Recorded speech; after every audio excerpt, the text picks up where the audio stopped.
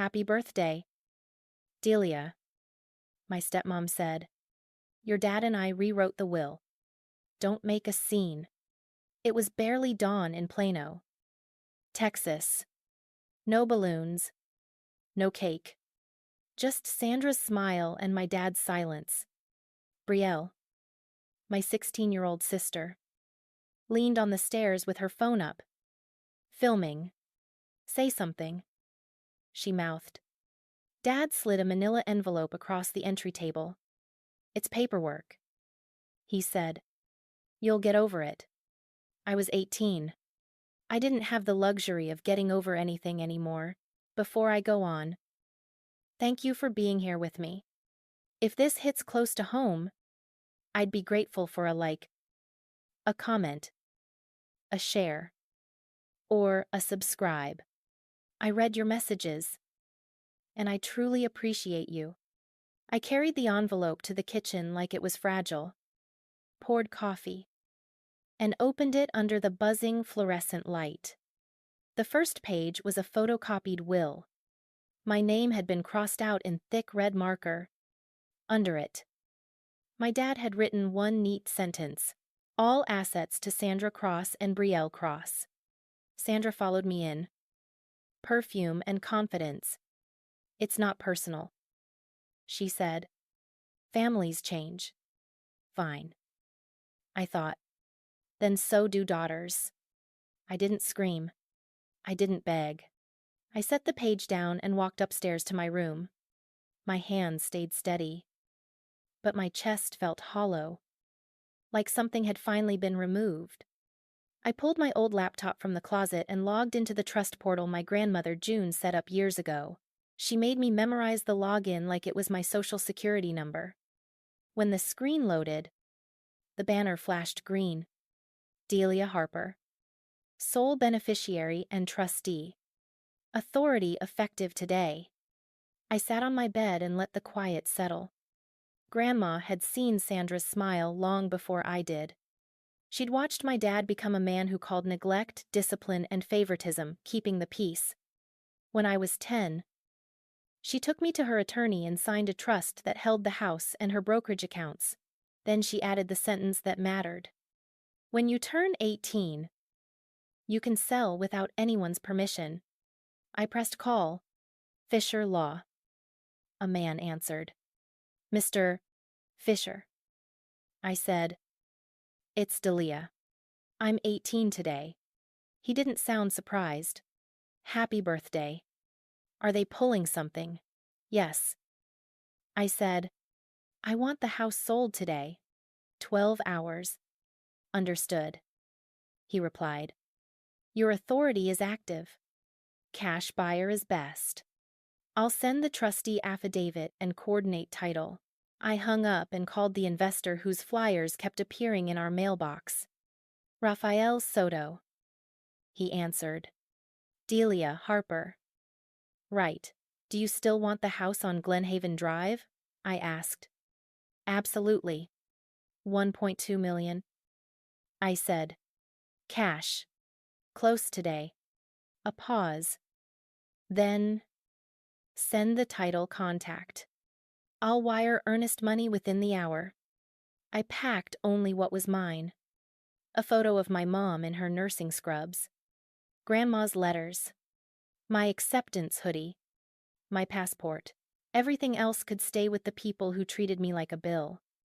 By noon, a locksmith swapped the exterior locks.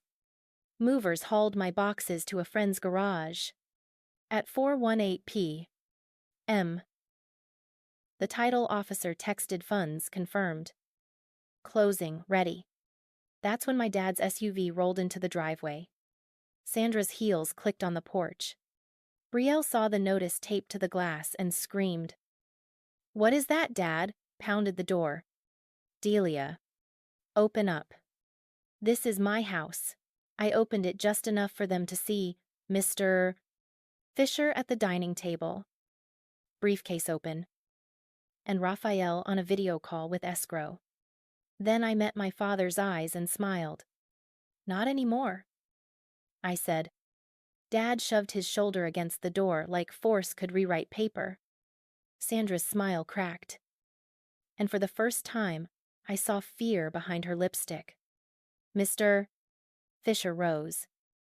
Calm as granite. Richard Harper, he said. This property is held in the June Harper Trust. Delia Harper became trustee today. Any entry is at her permission. My mother never would have. Dad snapped. She did. I said. She watched you let Sandra erase me. She planned for this birthday. Brielle pushed forward. Phone still in her hand. Delia. Stop. Mom says you're being petty. I met my sister's eyes. I'm being safe. You can be mad. But don't pretend you don't understand what they did. Sandra tried to laugh. You can't sell a house in 12 hours. That's not legal. Raphael's face filled my phone screen from the title office. Ma'am? We're closing today. Funds are confirmed. It's legal. Dad's jaw flexed. I paid the mortgage. Mr. Fisher opened a folder. The trust paid the mortgage after June's death. Your payments went to your personal line of credit. The bank records are here. Sandra's voice sharpened. We live here. You lived here. I corrected. While I slept in a room that wasn't mine anymore, Dad stepped back, breathing hard. Then lifted his phone. I'm calling the police. Go ahead. Mr. Fisher said, like he'd been waiting. 2 Plano officers arrived and listened without expression. Mr. Fisher handed them the trustee affidavit and the escrow confirmation. One officer read, then looked at my father. Sir. She has legal control. He said. You need to leave unless invited. If you disagree, you take it to civil court. Dad's face went red. She's my daughter. The officer stayed neutral. Then don't do this on a porch. Sandra switched to honeyed grief. Delia, think about your future. College is expensive. We can help if you stop this. I felt a sting. Then a laugh rise behind it. Help. From the woman who charged me rent at 16. I already have a future. I said, I just stopped asking you to approve it. Brielle's eyes filled. Where are we supposed to go? My throat tightened. But I held steady. Ask Dad why he never told you Grandma left you a separate education fund. Dad snapped. Don't drag her into this. You already did. I said, every time you chose Sandra's comfort over my dignity. Mr. Fisher's phone buzzed. He glanced down, then nodded once. Recording is complete, he said. Sale is finalized. Inside, the kitchen clock kept ticking, loud as a threat. I could smell Sandra's vanilla candle and Grandma June's cedar cabinets, 2 worlds in one house. And only one of them was mine. Sandra's knees looked like they might buckle. Dad stared at the door. Then at my face, like he was finally seeing me as someone he couldn't steer. He leaned in close enough that the officers shifted. You think you won, he whispered. But you just made enemies in your own blood. I held his gaze. I'm not afraid of enemies. I'm afraid of becoming you. He recoiled like I'd hit him. They walked back down the driveway. Sandra whispering fast to Brielle. Brielle glancing back like she wanted to hate me but didn't know how. When their SUV pulled away, my hands finally shook. Not from regret. From release. Then, my phone buzzed with a message from an unknown number. 1 photo attached. It was Grandma June's old will. Not the trust. With my name circled in red. A note was written underneath in someone else's handwriting. We can challenge this. I stared at the photo until the screen dimmed. The circled name was mine.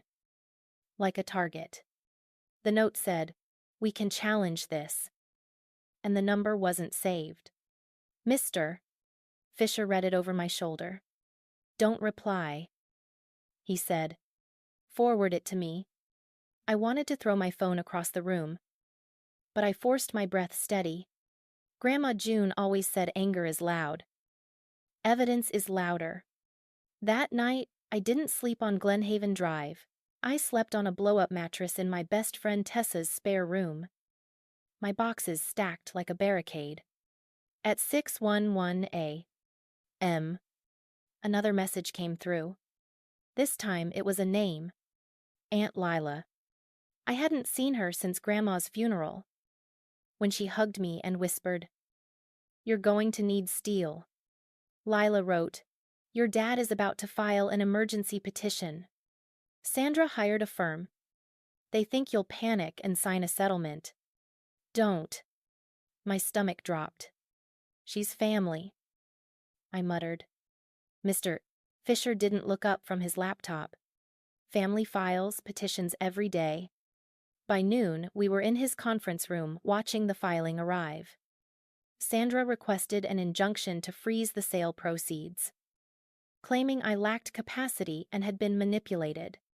My father signed an affidavit, calling me unstable and financially reckless. 18 years old. And my own dad had sworn to a judge that I couldn't be trusted with my own name. I felt the old shame try to rise.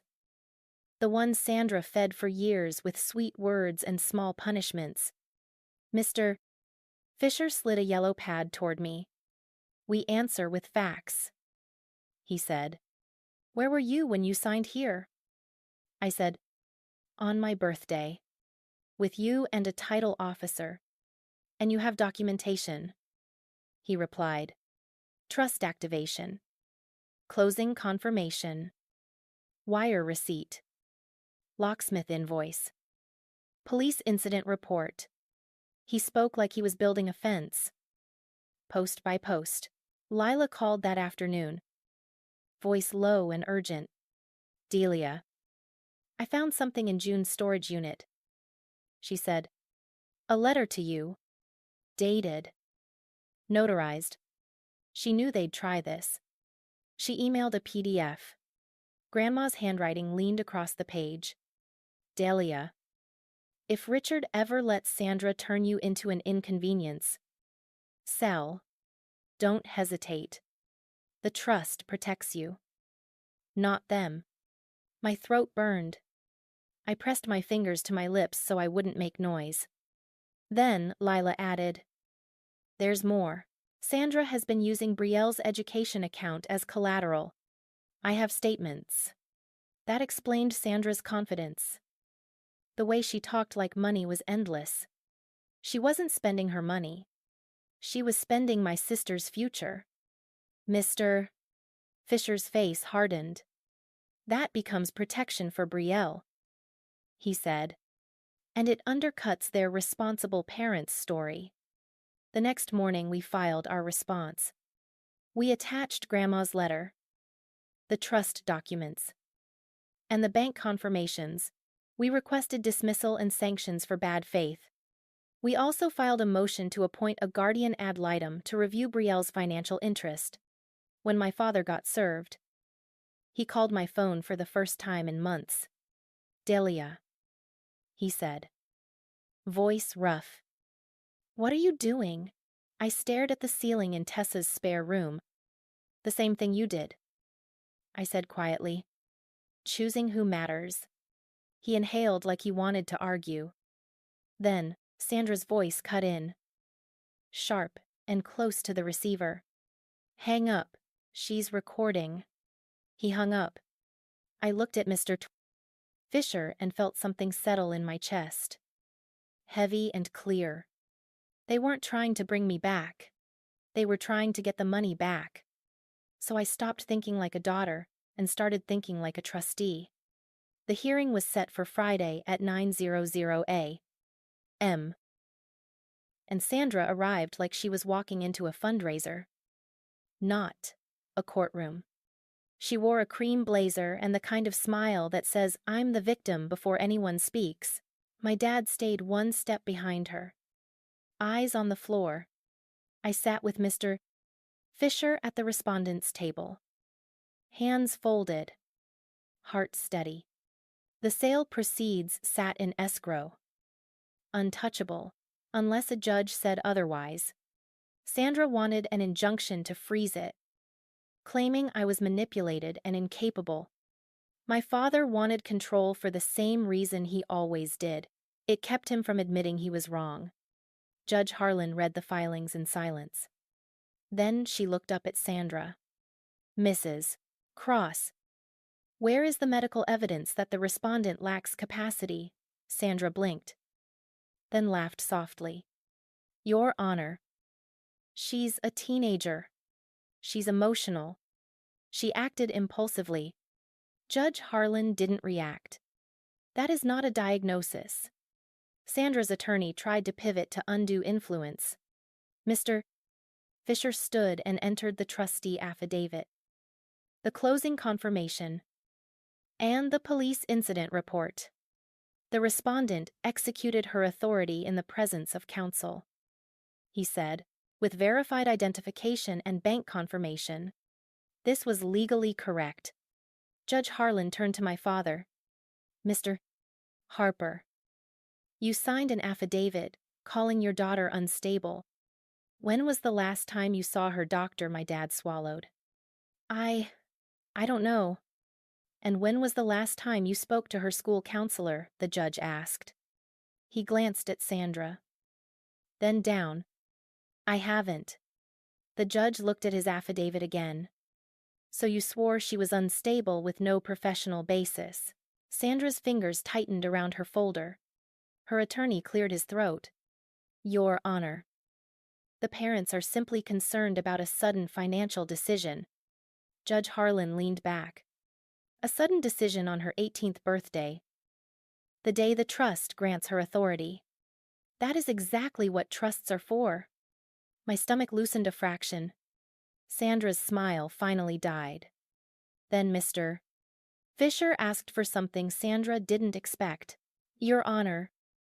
We request appointment of a guardian ad litem for Brielle Cross to review the management of her education account. Sandra snapped. That's irrelevant. Mr. Fisher stayed calm. It goes to motive and credibility. We have statements suggesting funds earmarked for Brielle were used as collateral. Judge Harlan's eyes sharpened. Mrs. Cross. Is there an education account? Sandra hesitated. Yes. For Brielle. And is it restricted? The judge asked. It's family money.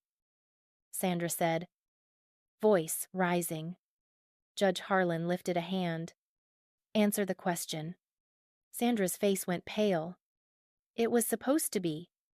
The judge nodded once. Issue an order for production of account statements within 7 days. Appoint a guardian ad litem for the minor. Deny the injunction today. On the courthouse steps, my phone buzzed with a photo from Brielle. It was the marked will on the kitchen counter. And beside it, Sandra holding my birth certificate. Brielle wrote, She's searching your room. Dad says you're stealing. I stared at the message. Then, at Mr. Fisher. They're going to try something else. I said. He nodded. Then we'll be ready. Outside the courtroom. Sandra grabbed my arm. You're ruining this family. She hissed. I pulled free. You rewrote a will with a marker. Don't call me the problem. My dad's voice cracked behind her. Delia. Please. I looked at him and said the only truth that mattered. If you want to be my father, stop signing lies for her. We walked away before Sandra could answer. Because she didn't have an answer that wasn't another demand. Sandra didn't wait 7 days. She waited 7 hours. At 6:43 p.m., Tessa's doorbell camera pinged. And my father stood on the porch holding a cardboard box like an offering. Delia. Please, he said. I just want to talk. I opened the door. but I didn't step aside. "Where's Brielle?" I asked. He swallowed. "With Sandra. She's upset. Brielle is 16. I said, "Upset isn't a plan." He lifted the box. "I brought your things. Sandra said you're not welcome back." I stared at the box and felt the last thread snap. "You let her lock me out on my 18th birthday." I said, "And you still call yourself my father." His eyes went wet. "I made a mistake." "You made a pattern." I replied. The next morning, the guardian ad litem, Ms. Ortega, called me. Delia. I reviewed the education account. She said, it was pledged as collateral for a personal line of credit. My stomach turned. "How much is left?" "A little under 9,000. She said, "There should have been over 60. Mr. Fisher filed an emergency motion that same hour. By noon, we were back in Judge Harlan's courtroom. Sandra arrived without her smile. My dad looked smaller, like the truth had drained him. Ms. Ortega testified first. She explained the restrictions, the collateral documents, and the withdrawals. She kept it plain, but each line landed like a weight. Judge Harlan turned to Sandra. "You used funds designated for a minor's education as collateral," she said. "Do you deny this?" Sandra tried. "It was temporary. We needed stability." Judge Harlan's voice sharpened. "You stole from a child." Sandra's lawyer jumped up. "Your Honor." She intended to repay. Intent does not refill an account. The judge said. Then she looked at my father. "Mr. Harper, you signed the collateral papers." My dad's shoulders sagged. Sandra told me it was the only way. Judge Harlan nodded once. Cold. "So you chose your wife's comfort over your daughter's future." Again. I kept my face still. I was done begging grown adults to be decent. The judge issued orders fast. The sale proceeds were released to the trust. Protected. Sandra was barred from contacting me directly. A temporary financial guardian was appointed for Brielle's remaining assets. And Miss Ortega was authorized to pursue recovery. Judge Harlan also referred the file to the county attorney. Outside the courtroom, Brielle ran to me. Eyes red. She clutched a notebook like a life raft. "I didn't know," she whispered. "Mom said you hated me." I pulled her close. "I don't hate you," I said. "I hate what they did to both of us." My father hovered a few steps away. "Delia," he said quietly. "Can I fix anything?" I looked at him. "Start by telling the truth without being forced." He nodded. And for once, he didn't add a condition. That weekend, I moved into my dorm early, with Tessa's help. I taped Grandma June's letter inside my closet door and opened a new account for Brielle's guardian plan. We listed scholarships, community college options, and every small step that rebuilds a future. On my first night, I watched the campus lights flicker on and felt something I hadn't felt in years. Freedom, not the loud kind, but the quiet kind that lets you breathe. Study. And finally, stop flinching at footsteps in hallways. If you've stayed with me through Delia's birthday, the will, and the courtroom fallout, thank you. If you'd like to support this story, a like, a comment, a share, or a subscribe truly helps. And I'm grateful you're here.